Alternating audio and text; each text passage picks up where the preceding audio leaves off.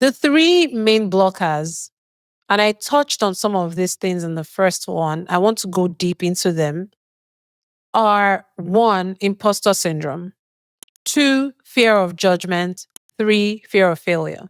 In my last episode, I talked about how I don't really believe in the whole idea of imposter syndrome. Let me caveat that, and I should have said that last episode, but let me say it now. I'm not saying imposter syndrome is not real. It was my attempt to just break it down.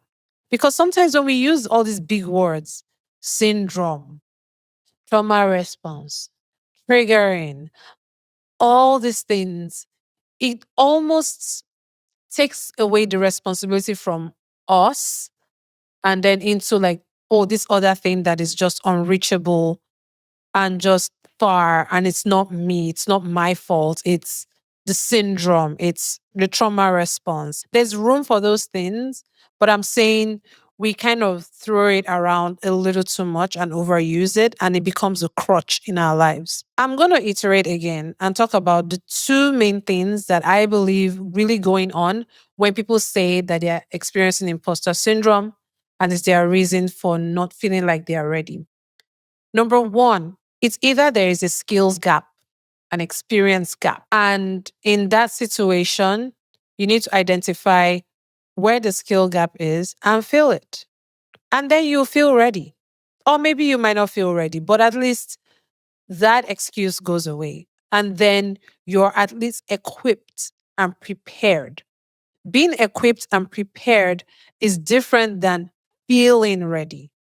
They are two different things, right? The second thing that might be going on is you just having what I call the human experience. You're stepping outside of your comfort zone. You're doing something for the first time.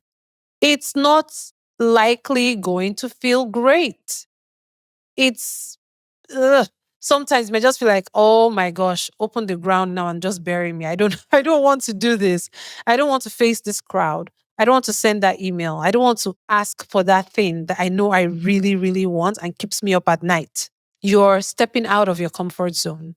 And I mentioned, and if I didn't mention, let me say it now, that our brains are always trying to protect us, right? They want us to stay in our comfort zone. The more we recognize what is going on when it is going on, the more empowered we are to actually overcome it. So the next time you hear yourself telling yourself, I'm having imposter syndrome, honey, where do you need to close the skills gap? Where do you need to just embrace the fact that you're being human and you're doing something new and it's going to feel different? It's one of those two things. Let's not make it more than what it is, guys. Imposter syndrome happens to everybody. You're probably even wondering, maybe, oh, I don't know if I'm good enough. What if they find out that I'm actually just winging it and I don't know what I'm doing half the time and I'm just still trying to figure it out? Guess what? So am I. But that hasn't stopped me from starting this podcast. It tried to, when I would tell myself things like, who am I to even say that I have any authority in this area? Who am I to even think that I would have any influence in this area? They're going to figure it out. They're going to figure me out very soon. And they're going to see that I'm just trying, testing, taking action. And I don't really know. I'm not really fully sure, but I'm doing it anyways. Or let me help you fast forward that. You can find me out right now. I am also just testing. That's what I'm doing.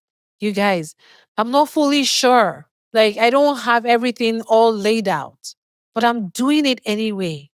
Do you see the difference? Like, for me, I'm like, okay, I am feeling this way, but is it a reason to not do it? No, because the more I don't do it, the more I will certainly feel this way.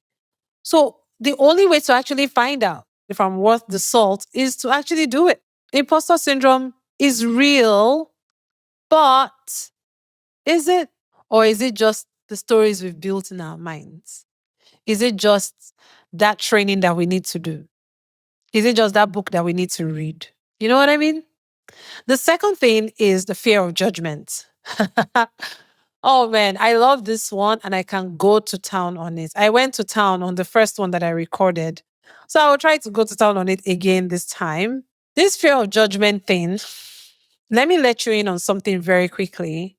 People are going to judge. You are right to think that they're going to judge because they will. Why? How do I know this? Because you're judging me right now. Because you were just on your phone not too long ago and you were judging as you were scrolling. This social media life has even brought out the bigger judges in us because every time you're scrolling, you're having to judge whether this thing is good enough for you to stop and actually watch to the end, to look in the comments. Is it good enough for me to send to my friends? Or is it something that should I post it? Like you're constantly judging. We're always judging people. Our brains just want to put people in boxes or put people in categories so that we can understand them, so that we can see them through a certain lens and just help us figure this world out. We are constantly judging. But guess what? They will always judge no matter what you do. Mel Robbins, if you don't know her, check her out. I love her content. She talks a lot about this phenomenon called let them. Let them talk. Let them snare. Let them say you can't do it. Let them say you are too much. Let them say, who do you think you are to put this up? But at the end of the day, why should you care? Why should you care what they say? Why would you take criticism from people you will not take advice from? The only people whose judgment or criticism you should take to heart are the people that you are emulating, the people that you consider your coaches, your mentors, and these people are crushing it and they are getting awesome results in that area that you are trying to work on, or in that area where you are also trying to get similar results. Short of that, why are you listening to them? Why do you care? Whether you do it or don't do it, whether you do it small or go big, people are going to judge. Let them.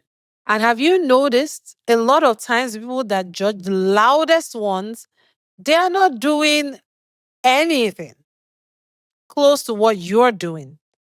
Sometimes they're even judging you because them seeing you trying to make something of yourself is highlighting in them their own deficiencies, is highlighting in them the things that they also need to work on. And they don't like that.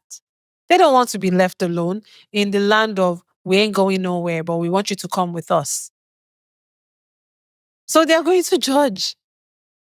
And anyways, it's just natural that they're going to do that because you do it too.